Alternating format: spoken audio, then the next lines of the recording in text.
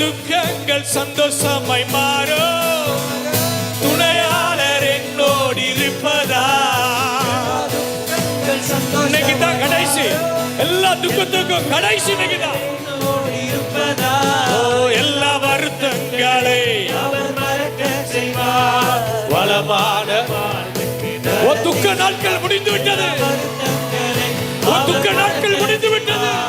வளமான வாழ்வுக்கு நடத்தி செல்வார். என்னுடைய ஜீவியத்தை பாலும் தேனும் போட செய்வார். என்னுடைய ஜீவியத்தை பாலும் தேனும் ஓட செய்வார்.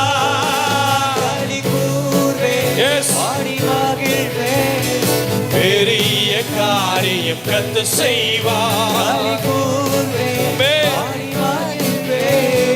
பெரிய காரியம் கத்து செய்வார்.